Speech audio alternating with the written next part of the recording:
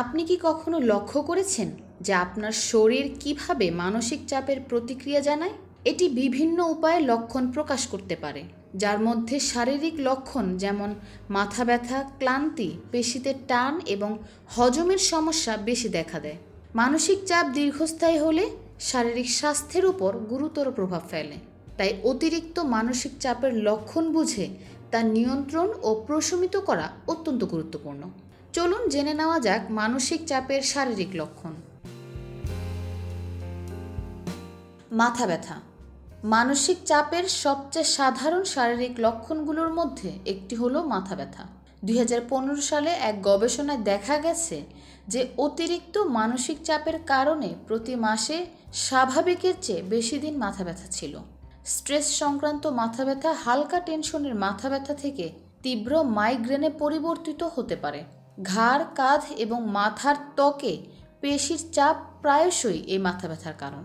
Adrenaline এবং কর্টিসলের মতো stress hormone নিঃসরণ এই ধরনের মাথা ব্যথা বাড়িয়ে দেয়।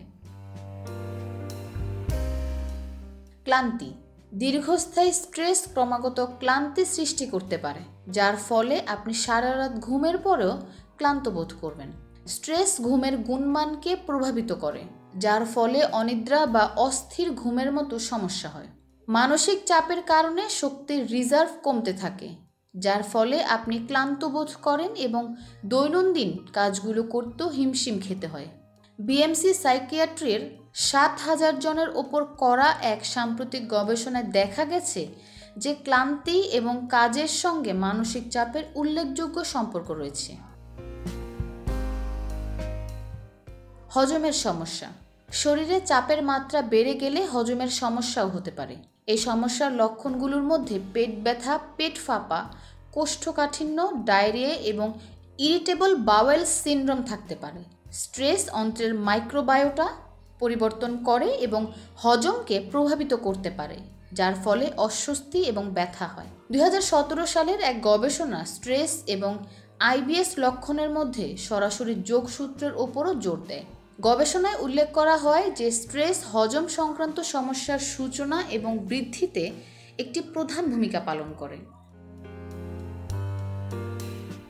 বুকে ব্যথা এবং দ্রুত হার্টবিট স্ট্রেস বুকে ব্যথা এবং দ্রুত হৃদস্পন্দনের কারণ হতে পারে, যা অনেকটা হার্ট অ্যাটাকের লক্ষণের মতোই।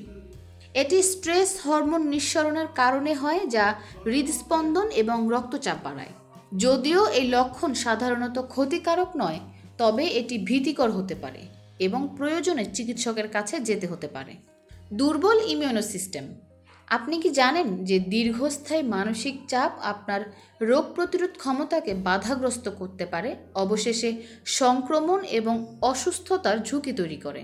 কর্টিসলের মতো স্ট্রেস হরমোন ইমিউন প্রতিক্রিয়ার কার্যকারিতাকে দমন করে ভাইরাস এবং ব্যাকটেরিয়ার বিরুদ্ধে লড়াই করার জন্য শরীরের ক্ষমতা হ্রাস করে।